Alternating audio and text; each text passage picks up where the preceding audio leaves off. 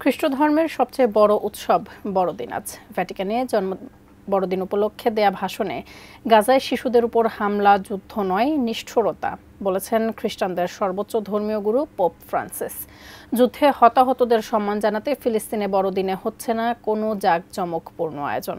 বিস্তারিত নিশীথ সূর্যের প্রতিবেদনে। খ্রিস্টানদের সর্বোচ্চ ধর্মীয় গুরু পোপ ফ্রান্সিসের হাতের ছোঁয়ায় ভ্যাটিকান সিটির পবিত্র দরজা খুলে দেওয়ার মধ্য দিয়ে শুরু হয়েছে শুভ বড়দিন উৎসব উদযাপন। বড়দিন উপলক্ষে ভ্যাটিকান সিটিতে দেয়া ভাষণে শুরুতেই পোপ ফ্রান্সিস গাজার যুদ্ধ প্রসঙ্গ তুলে ধরেন। তিনি বলেন, গাজায় শিশুদের উপর বোমা হামলা নিষ্ঠুরতা, যুদ্ধ নয়। Nella misura in cui i suoi membri camminano nella vita dell'umiltà.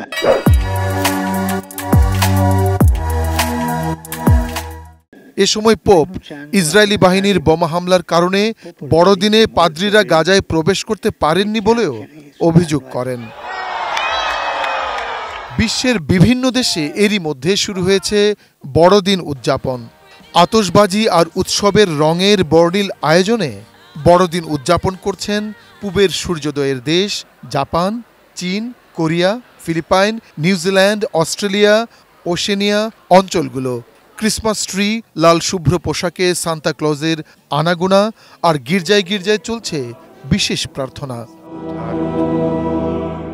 নিজস্ব ঐতিহ্য আর সংস্কৃতির উপর গুরুত্ব দিয়ে খ্রিস্ট ধর্মের সবচেয়ে বড় এই উৎসবের রঙে মেতেছে যুক্তরাষ্ট্র, যুক্তরাজ্য, ফ্রান্স, ইতালি সহ ইউরোপের বহু ঐতিহ্যবাহী শহরগুলো।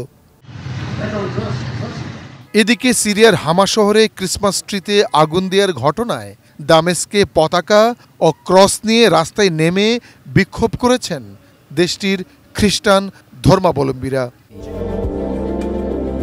বড়দিনের বর্ণিল উৎসবের মধ্যে যিশুর জন্মস্থান বেথলেহেমে এবার উৎসবের তেমন কোনো ছোঁয়া নেই। যুদ্ধবিধ্বস্ত গাজায় ইসরায়েলি বাহিনীর বর্বরোচিত হামলায় হতাহতদের প্রতি সম্মান জানিয়ে হচ্ছে না জাঁকজমকপূর্ণ উৎসব। এ যেন যুদ্ধের বিরুদ্ধে নীরব প্রতিবাদ। নিশীথ সূর্য, ডেস্ক রিপোর্ট, এটিএন নিউজ।